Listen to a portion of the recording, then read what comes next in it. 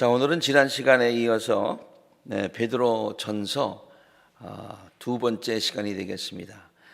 지난 시간에는 주로 이 편지의 저자로 알려진 베드로에 관해서 살펴보았습니다. 특별히 베드로가 어떻게 이방 선교에 앞장서게 되었는가라는 그런 관점에서 우리가 살펴보았어요. 지난 시간에 우리가 살펴봤습니다마는 베드로가 어떻게 이방 선교에 관심을 갖고 사명을 가지고 또 비전을 가지고 이방인 로마에서까지 순교까지 하였는가를 살펴보았지요. 그것은 베드로가 고넬료 사건 이후에 이방인들에 대한 편견을 버리게 되었기 때문이죠. 하나님께서 성령께서 베드로의 그 편견을 바꾸어 주셨어요. 하늘에서 이제 기도 중에 음식이 내려오지 않습니까? 보자기에 그래 온갖 그 부정한 음식들도 그 가운데 있었는데 베드로야 일어나서 잡아먹으라 하는 그런 주의 음성이 들리자 베드로가 대답하지 않습니까? 주님, 나는 절대로 그럴 수 없습니다. 저는 속되고 부정한 것은 한 번도 먹은 일이 없습니다. 그러니까 두 번째 또 세 번째 음성이 들려오면서 뭐라고 말씀하셨어요? 하나님께서 깨끗하게 하셨는데 왜 네가 속되다고 하느냐?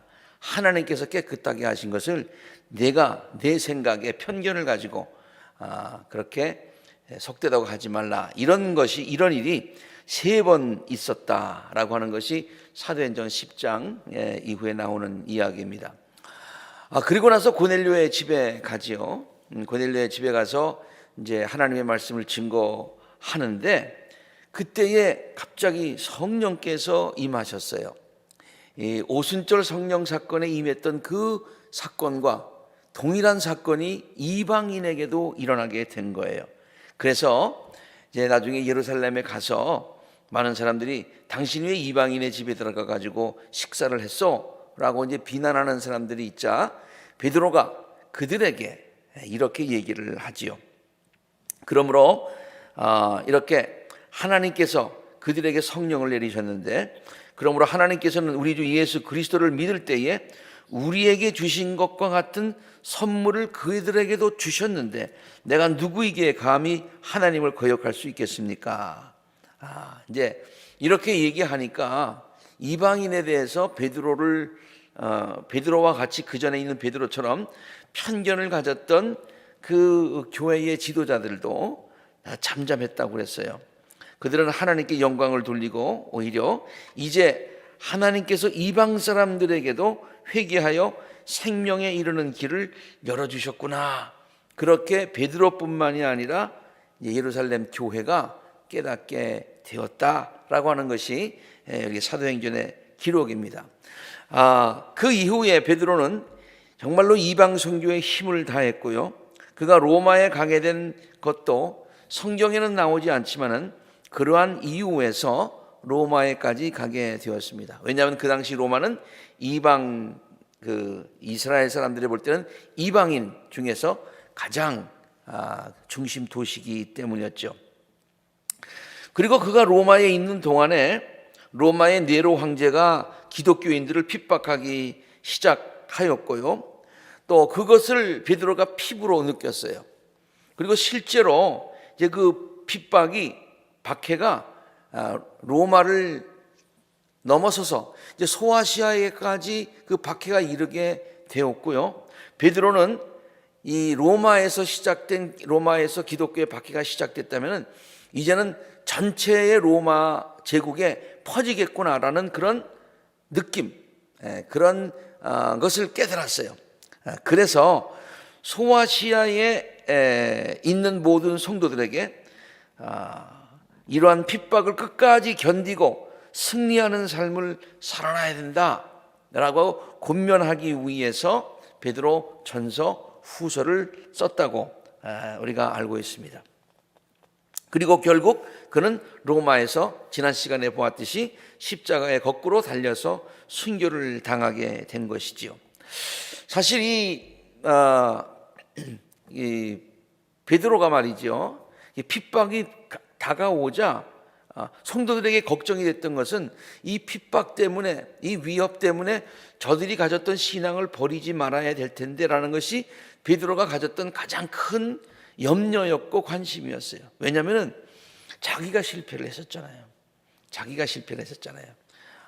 예수님을 3번씩이나 그 어려운 상황이 있을 때에 부인했던 그런 부끄러운 과거를 가지고 있었어요.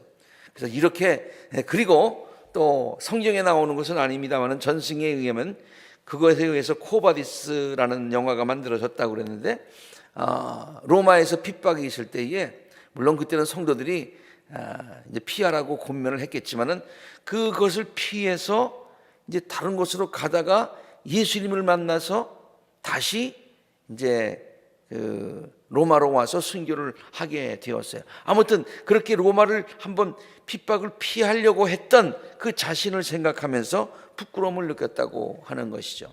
그래서 이제 베드로가 생각할 때에 이 핍박이 심해질 때에 성도들에게 제일 걱정되는 것은 뭐냐면은 정말로 귀한 복음을 핍박 때문에, 박해 때문에, 시련 때문에 버리면 안 되겠는데, 이것이 베드로가 가졌던 가장 큰 걱정이었고 성도들을 향한 신앙의 그러한 그 관심이었습니다.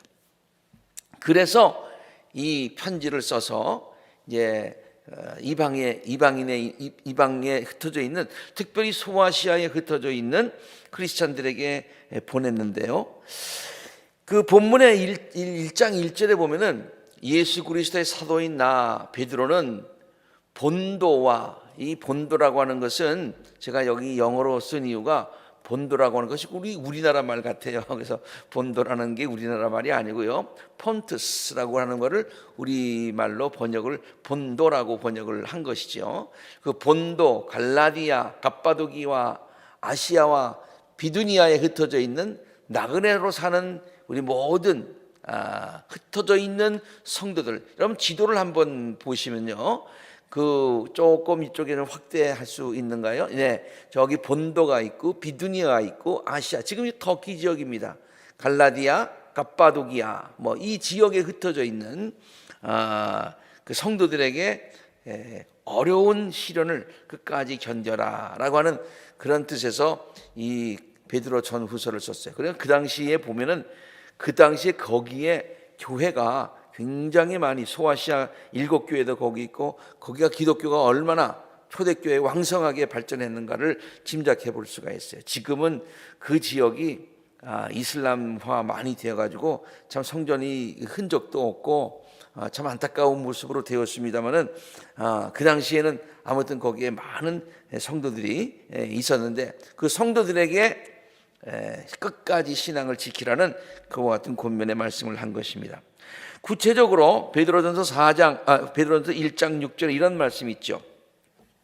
지금 잠시 동안 여러분이 여러 가지 시련을 겪으면서 어쩔 수 없이 슬픔에 빠져 있더라도 이것을 오히려 기뻐하십시오 라는 그런 얘기를 베드로전서 처음 시작할 때부터 1장 6절에 기록을 하고 있고요, 13절에도 또 반복해서 여러분은 마음을 굳게 먹고 정신을 차려서 예수 그리스도께서 나타나실 때에 여러분이 받을 그 은혜를 끝까지 기다리십시오.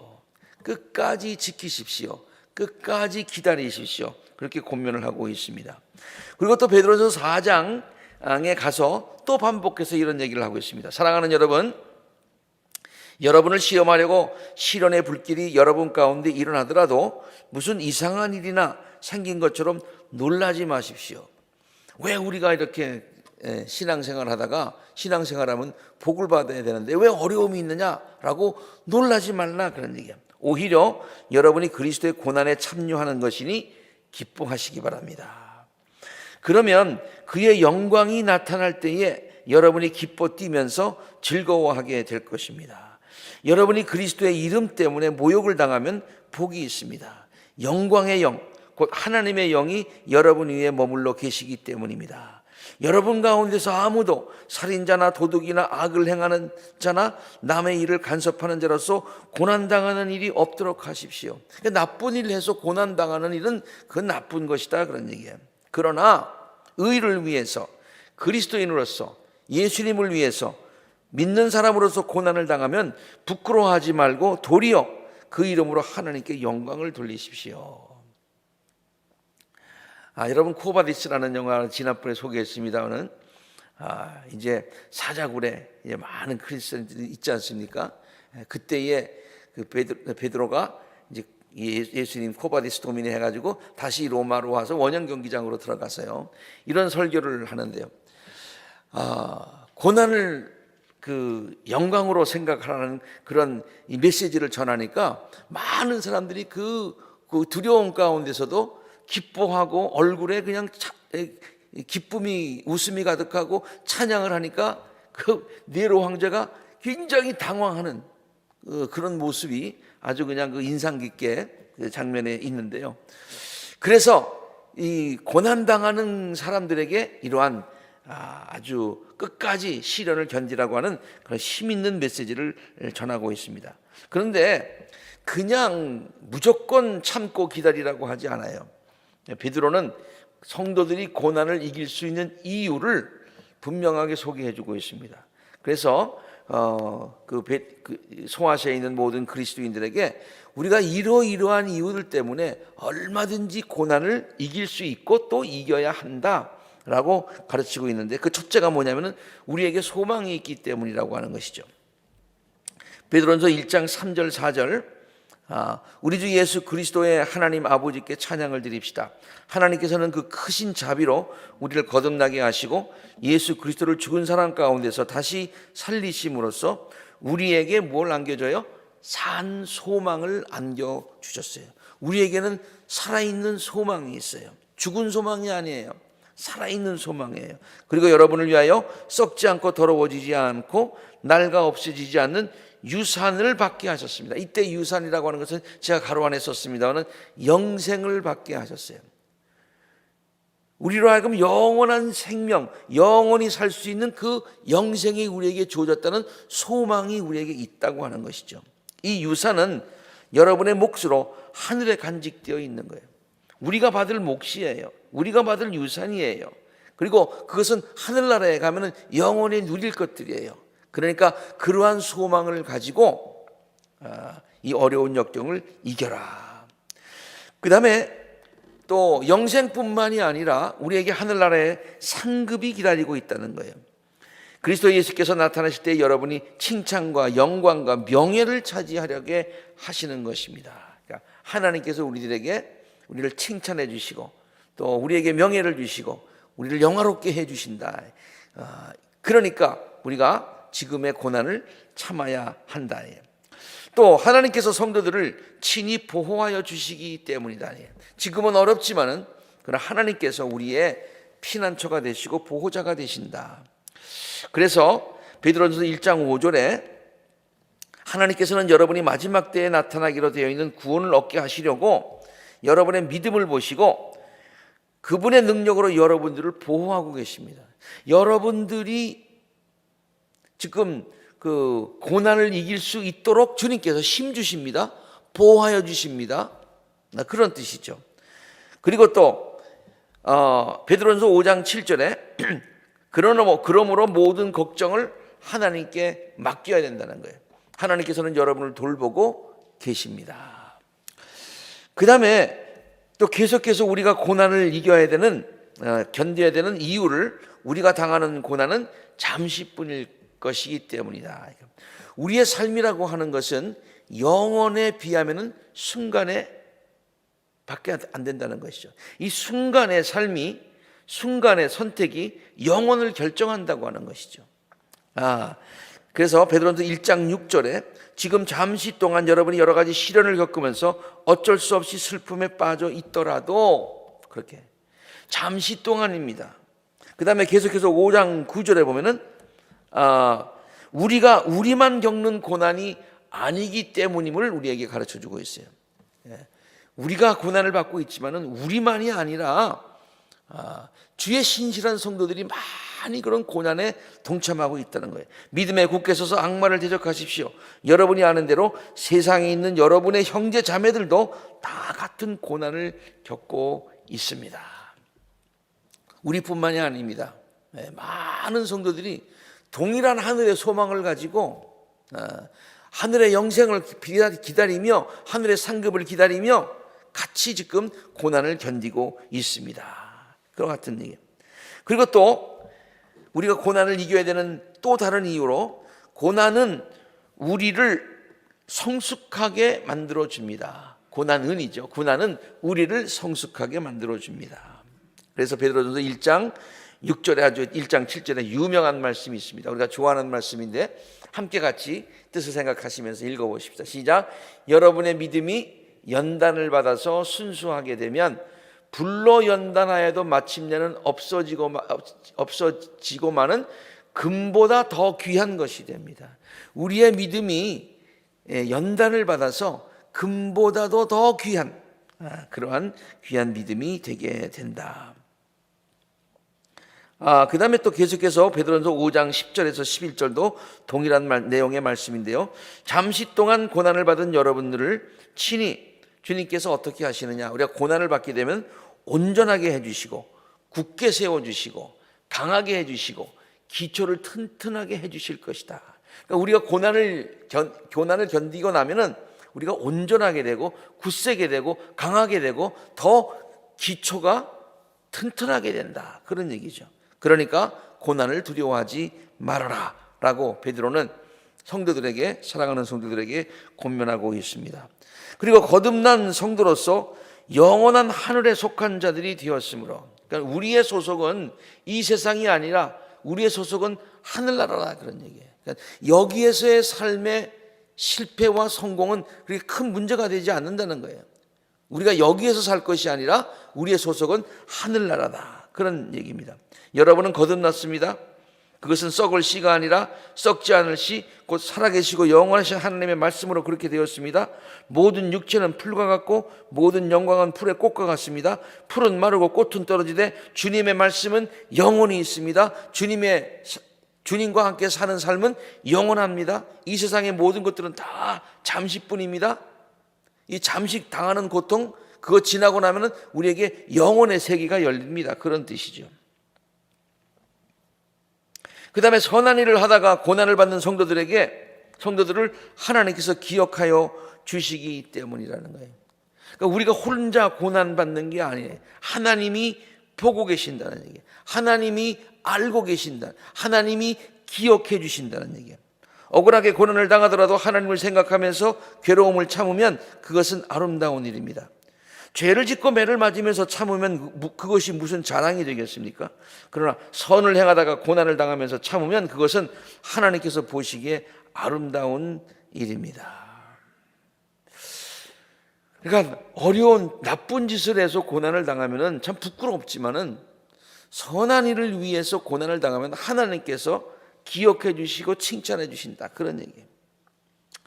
그러므로 베드로전서 3장 14절에 정의를 위하여 고난을 받으면 여러분은 복이 있습니다. 그들의 위협을 무서워하지 말며 흔들리지 마십시오. 여러분 지금 이 전체의 베드로전서에 이제 후서도 이제 마찬가지입니다만은 베드로가 성도들에게 강조하고 또 강조하는 것이 뭐예요? 핍박을 참아라, 고난을 참아라, 시련을 참아라.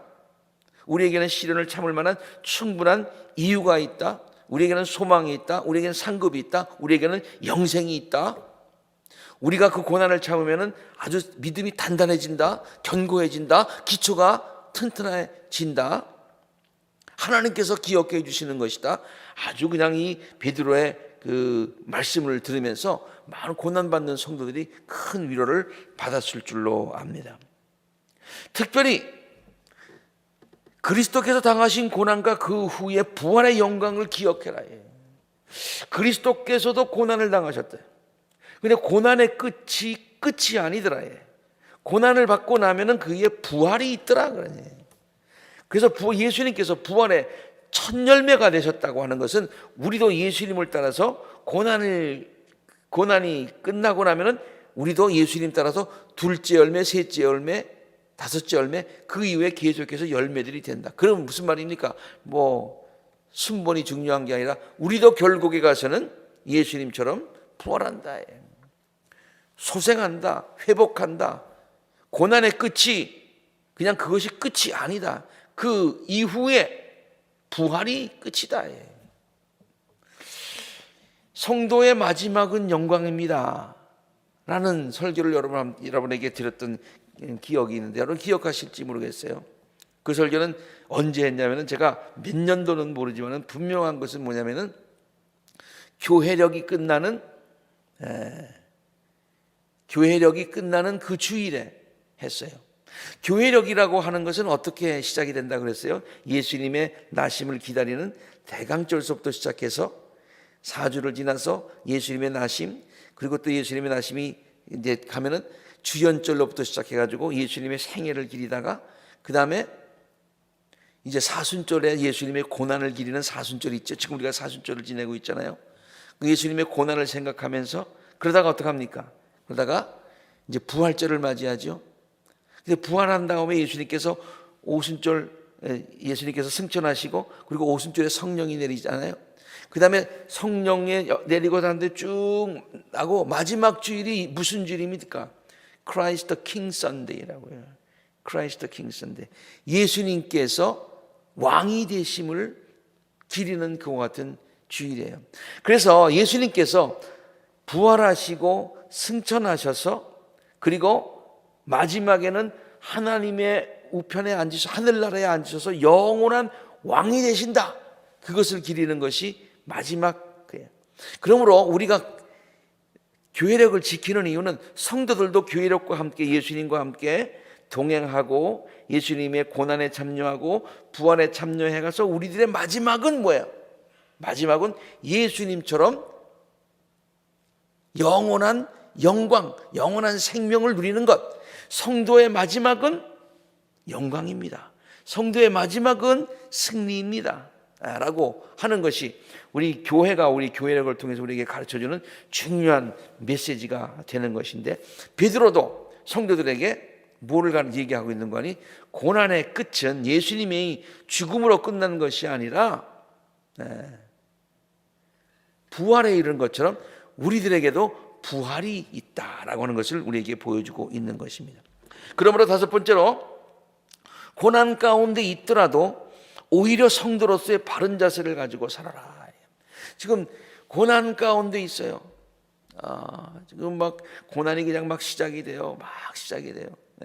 너무너무 힘들어요. 언제 죽을지 몰라요. 언제 순교당할지 몰라요. 그렇지만은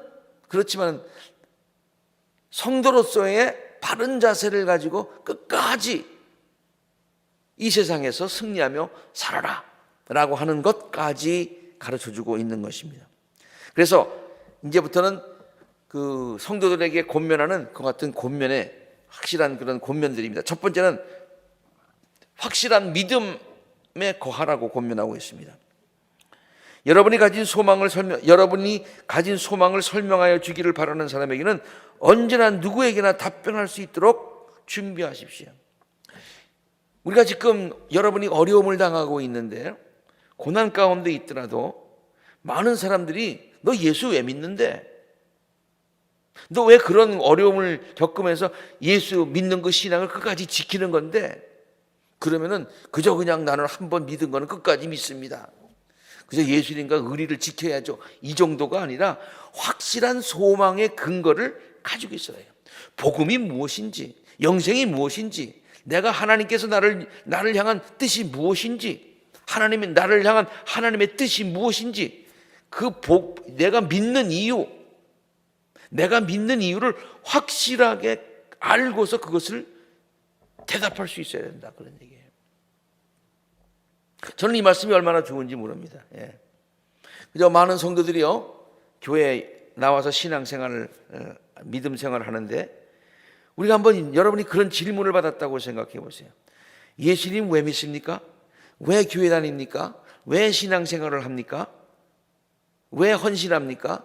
왜 봉사합니까? 라고 물었을 때에 거기에 대해서 분명한 확신을 가지고 대답할 수 있는 준비가 되어 있습니까? 그런 준비가 되어 있으라고 베드로는 지금 성도들에게 얘기하고 있어요. 특별히 어려움 가운데 있는 이때, 마지막 때를 사는 우리 성도들에게 신앙을 갖는 분명한 이유를 이해하고 확신 가운데 거하라. 다시 한번 있습니다. 여러분이 가진 소망의 근거를 설명하여 주기를 바라는 사람에게 언제나 누구에게나 답변할 수 있도록 준비하십시오.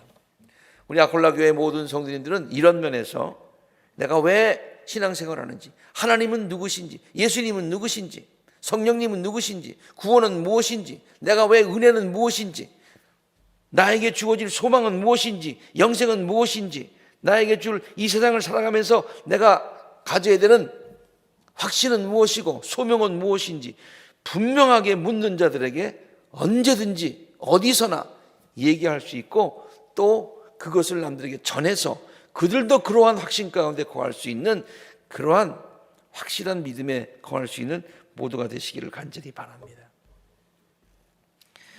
그리고 마지막 때를 살아가면서 우리가 신앙을 지키면서 동시에 성결한 삶을 살라고 그렇게 얘기하고 있습니다.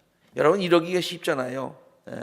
지금 막 핍박 있고 언제 죽을지 모르는데 그냥 대강 살다가 그냥 가자, 이러기 쉬운데 끝까지 정숙함과 거룩함과 성결함을 잃지 말라고 권면하고 있는 거예요.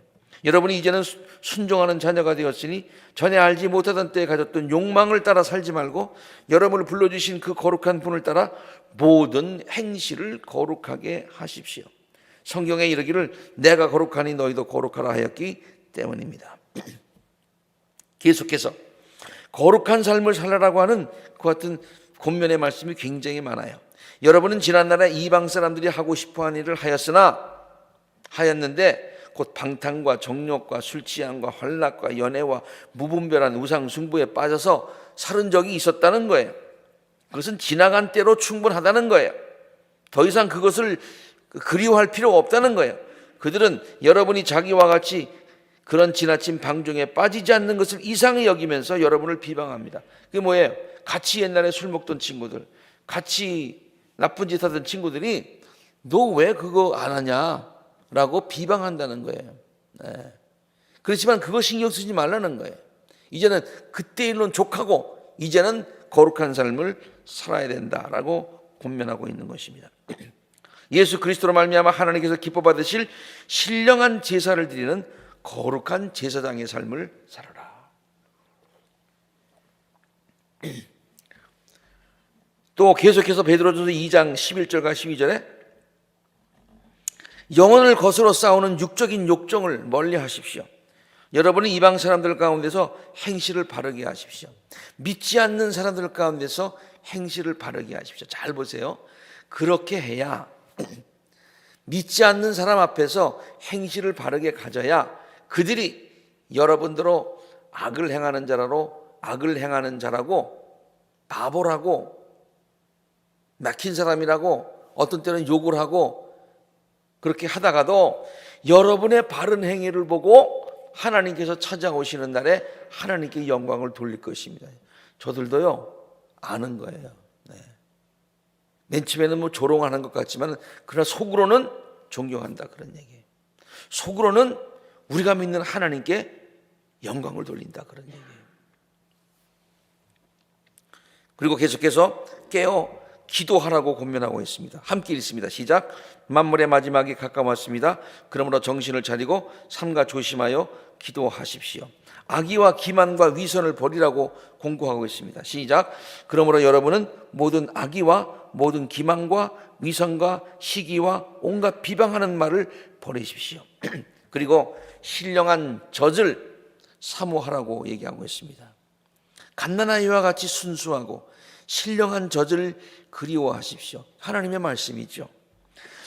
여러분이 그것을 먹고 자라서 구원에 이르게 하려는 것입니다. 신령한 젖을 먹어라. 하나님의 귀한 일에 사용을 받으라고 얘기합니다. 주님께로 나오십시오. 그는 사람에게는 버림을 받으셨으나 하나님께는 택하심을 받은 살아있는 귀한 모퉁이 돌 아닙니까? 예수님께서도. 그러므로 여러분도 살아있는 돌과 같이 되었으니 신령한 집을 짓는데 사용하도록 쓰이도록 그렇게 하십시오. 여러분 늘 기도하세요. 하나님, 주님의 귀한 일에 사용받는 자들이 되게 하여 주시옵소서. 주님, 우리 자녀들이 하나님의 귀한 일에 꼭 사용받는 자들이 되게 하여 주시기를 바랍니다. 그저 좋은 집 짓고 좋은 데서 편안하게 그렇게 누리며 사는 것도 중요하지만 그걸로 끝나는 것이 아니라 하나님께로부터 받은 그 귀한 축복들과 그런 것들을 하나님을 위해서 사용할 수 있도록 그의 마음을 변화시켜 주시고 또 실제로 그런 삶을 살아갈 수 있도록 용기도 주시고 믿음도 허락하여 주십시오. 계속 기도하시기 바랍니다. 성도들을 위한 베드로의 기도가 바로 이거였어요. 그 다음에 이 세상을 사는 동안 권위에 순종하며 남들에게 본을 보이라고 얘기합니다. 참 이해하기 힘든 말입니다만 말씀을 다 읽지는 않겠습니다만 세상에 지금 로마 제국이란 말이에요. 로마 제국. 근데 그것을 통해서 지금 막 핍박이 다가오고 있단 말이에요. 그렇다고 해가지고 나라를 무시하고 왕을 무시하고 권력자들을 무시하고 마음대로 이렇게 행동해서는 안 되는. 그러나 우리에게 지워진 그런 사회와 법과 그런 그 안에 우리가 살고 있잖아요. 그래서 거스를 수는 없잖아요. 그러나 그 안에서 나름대로 순종하면서 그러나 신앙을 지키는 그와 같은 참 어려운 얘기예요. 어려운 얘기인데 권위에 순종하고 우리의 사회원으로서의 그런 모든 것들 다 하고 세금도 내고 또 국가에서 하는 그런 여러 가지 의무들도 다 행하면서 그러면서 동시에 우리가 갖고 있는 신앙도 잘 지켜야 된다. 그런 말이죠. 그 다음에 겉을 치장하지 말고 속 사람을 치장하라고 가르치고 있습니다. 여러분은 머리를 치장하거나 금붙이를 달거나 옷을 차려입거나 하는 겉치장을 하지 말고 썩지 않는 온유하고 정숙한 마음으로 속 사람을 단장하도록 하십시오. 이것이 하나님께서 보시기에 값진 것입니다. 그 다음에 계속해서 아름다운 믿음의 가정을 이루면서 살라고 얘기하고 있습니다. 지금 핍박이 있고 어려움이 있지만은 신앙생활하기 어렵지만은 그러나 이 세상을 살아가면서 믿음의 가정을 이루어서 믿지 않는 사람들에게 본이 되어라. 아내 여러분 또 남편 여러분 하면서 그렇게 서로를 아름다운 가정을 이루라고 그렇게 권면하고 있습니다. 그 다음에 서로 사랑하며 사는 것도 그렇게 권면하고 있습니다. 여러분은 진리에 복종함으로써 영혼을 정결하게 해서 꾸밈없이 서로 사랑하기에 이르렀으니 순결한 마음으로 서로 뜨겁게 사랑하십시오. 그리고 마지막으로 베드로는 소아시아에 있는 모든 성도들에게 아름다운 사랑의 공동체를 이루면서 그 사랑의 공동체 안에서 서로를 격려하면서 서로의 믿음을 위해서 기도해주고 지켜주고 도와주고 서로를 세워가면서 믿음의 공동체요 사랑의 공동체를 이루면서 함께 신앙생활을 끝까지 해라 그런 얘기죠. 여러분은 모두 한 마음을 품으며 서로 동정하며 서로 사랑하며 자비를 베풀며 겸손하십시오. 악을 악으로 갚거나 모욕을 모욕으로 갚지 말고 복을 비십시오. 여러분으로 하여금 복을 이어받게 하시려고 하나님께서 여러분을 불러주셨습니다. 무엇보다도 먼저 서로 뜨겁게 사랑하십시오. 사랑은 허다한 죄를 덮어줍니다. 불평하지 말고 서로 따뜻하게 대접하십시오. 모두 자기가 받은 은사를 따라서 하나님의 여러 가지 은혜를 받은 선한 관리인으로서 서로 봉사하십시오. 말을 하는 사람은 하나님의 말씀을 전파하는 사람답게 하고 봉사하는 사람은 하나님께서 주시는 힘으로 봉사하는 사람답게 하고 그리하면 하나님께서 모든 일에 예수 그리스도로 말미암아 영광을 받으실 것입니다. 영광과 권세가 영원 무궁하도록 그에게 있습니다. 자, 소아시아에 있는 많은 성도들 지금 핍박이 점점 심해지고 있습니다. 신앙생활하는 것이 어렵습니다. 많은 사람들로부터 비난을 받습니다. 그러나 거기에 굴하지 아니하고 아름다운 공동체를 이루면서 사랑의 공동체를 이루면서 믿음의 공동체를 이루면서 서로를 격려하면서 확실한 소망을 가지고 모든 어려움을 극복하여서 나중에 영원한 생명을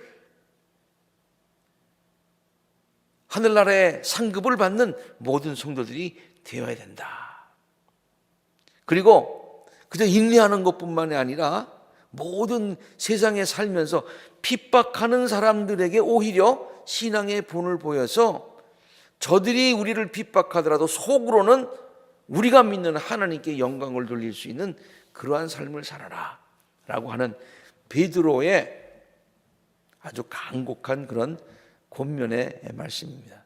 베드로는 서두에서 말씀드렸듯이 어려움이 있었을 때의 신앙을 저버렸던 부끄러운 과거를 가지고 있지만은 회개하고서 자기뿐만이 아니라 전승에 의하면 지난번에도 말씀드렸습니다마는 아내가 죽을 때에 많은 사람들이 예수님을 부인하면 살려주겠다고 했을 때 아내에게 끝까지 신앙을 지키라고 얘기한 것, 아내뿐만이 아니라 사랑하는 모든 성도들에게 성도로서 끝까지 변치 말고 신앙생활 잘 감당하고 어떠한 상황 가운데서도 아름다운 신앙을 유지할 것을 권면하고 있는 것입니다. 이 동일한 이 베드로의 성도들을 향한 권면이 동일한 우리들을 향한 권면이 되기를 바랍니다. 우리는 그전처럼 막 핍박이 있고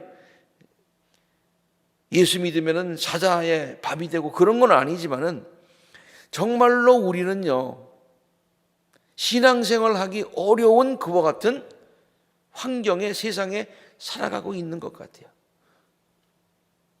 우리 자녀들은 더 그렇습니다.